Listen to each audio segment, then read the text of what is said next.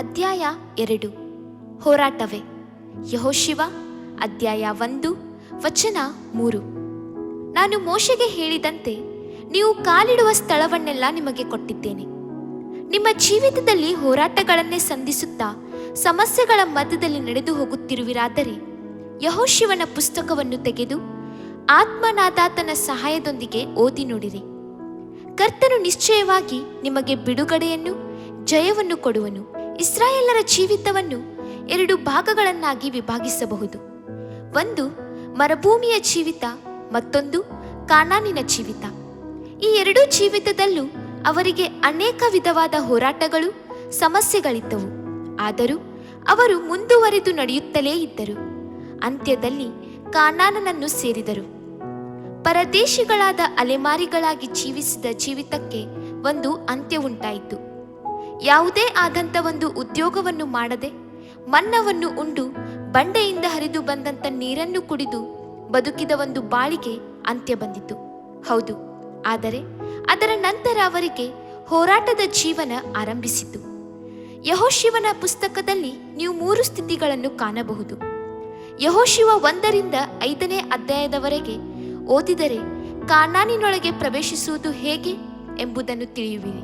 9ರಿಂದ 13 ಅಧ್ಯಾಯಗಳಲ್ಲಿ ಕಾನಾನನನ್ನು ಜಯಿಸುವುದು ಹೇಗೆ ಎಂಬುದನ್ನು ಅರಿತುಕೊಳ್ಳಬಹುದು. 13ರಿಂದ 20ನೇ ಅಧ್ಯಾಯಗಳಲ್ಲಿ ಕಾನಾನನನ್ನು ಸ್ವಾಸ್ಥ್ಯ ಮಾಡಿಕೊಳ್ಳುವುದು ಹೇಗೆ ಎಂಬುದನ್ನು ತಿಳಿದುಕೊಳ್ಳಬಹುದು. ಮೊದಲು ಪ್ರವೇಶಿಸಬೇಕು, ನಂತರ ಯುದ್ಧ ಮಾಡಬೇಕು, ಕೊನೆಯದಾಗಿ ಸ್ವತಂತ್ರಿಸಿಕೊಳ್ಳಬೇಕು. ಇದೇ ದೇವರ ಯೋಜನೆ. ಕ್ರೈಸ್ತ ಜೀವಿತದಲ್ಲೂ ಸಹ ಯೇಸು ಕ್ರಿಸ್ತನು ನಮಗಾಗಿ ಇಟ್ಟಿರುವ ಆಶೀರ್ವಾದಗಳು, ಸ್ವಂತ ಮಾಡಿಕೊಳ್ಳಬಹುದಾದ ಕಾರ್ಯಗಳು, ಪರಮ ಕಾನಾನನೆಂಬ ಪರಲೋಕ ರಾಜ್ಯ, ಇವೆಲ್ಲವನ್ನು ಸ್ವತಂತ್ರಿಸಿಕೊಳ್ಳುವುದು ಹೇಗೆ ಎಂಬುದನ್ನು ನಾವು ತಿಳಿದುಕೊಳ್ಳಬೇಕು. ಕಾನಾನಿನಲ್ಲಿದ್ದ 7 ಜನಾಂಗಗಳು ಇಸ್ರಾಯೇಲರಿಗೆ ವಿರೋಧವಾಗಿ ಯುದ್ಧ ಮಾಡಿದಂತೆ ಆಕಾಶ ಮಂಡಲದಲ್ಲಿರುವ ಅಶುದ್ಧಾತ್ಮಗಳ ಸೈನ್ಯಗಳು, ದೊರೆತನಗಳು, ಅಧಿಕಾರಿಗಳು ನಮ್ಮೊಂದಿಗೆ ಯುದ್ಧ ಮಾಡುತ್ತವೆ. ಆದರೆ ನಾವು ಕಾನಾನನನ್ನು ಸ್ವಾಸ್ಥ್ಯ ಮಾಡಿಕೊಳ್ಳಲು ಕರೆಯಲ್ಪಟ್ಟಿದ್ದೇವೆ ಎಂಬುದನ್ನು ಮರೆಯಬಾರದು.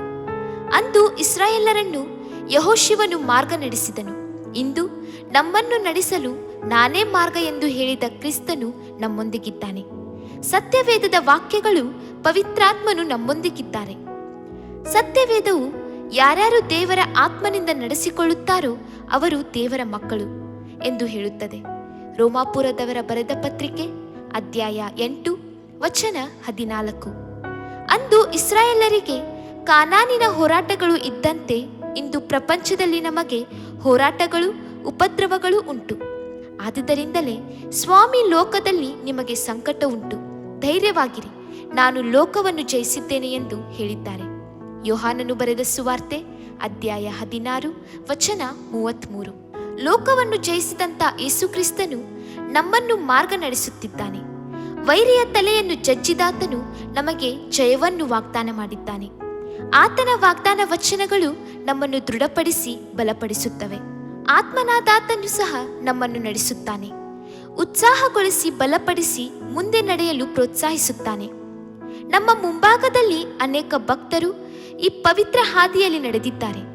ಅವರು ಉಪದ್ರವದ ಗುಹೆಯ ಮಾರ್ಗವಾಗಿ ನಡೆದರು, ಹೋರಾಟವೆಂಬ ಕಡಲಿನ ಅಲೆಗಳನ್ನು ದಾಟಿ ಹೋದರು. ಇದನ್ನು ಕುರಿತು ಅಪೊಸ್ತಲನಾದ ಪೌಲನು, ಶ್ರೇಷ್ಠ ಹೋರಾಟವನ್ನು ಮಾಡಿದ್ದೇನೆ, ನನ್ನ ಓಟವನ್ನು ಕೆಡಗಾಣಿಸಿದ್ದೇನೆ, ಕ್ರಿಸ್ತ ನಂಬಿಕೆಯನ್ನು ಕಾಪಾಡಿಕೊಂಡಿದ್ದೇನೆ ಎಂದು ಹೇಳುತ್ತಾನೆ. ಅದೇ ರೀತಿ ನಾವು ಕ್ರಿಸ್ತ ನಂಬಿಕೆಯನ್ನು ಕಾಪಾಡಿಕೊಳ್ಳೋಣ. 2ನೇ ತಿಮೋತಿ ಅಧ್ಯಾಯ 4 ವಚನ 7. ನೀತಿವಂತರಿಗೆ ದೊರಕುವ ಜಯಮಾಲೆಯು ಮುಂದೆ ನನಗೆ ಸಿದ್ಧವಾಗಿದೆ. ಅದನ್ನು ನೀತಿಯುಳ್ಳ ನ್ಯಾಯಾಧಿಪತಿಯಾಗಿರುವ ಕರ್ತನು ಆ ದಿನದಲ್ಲಿ ನನಗೆ ಕೊಡುವನು. ಆಮೆನ್.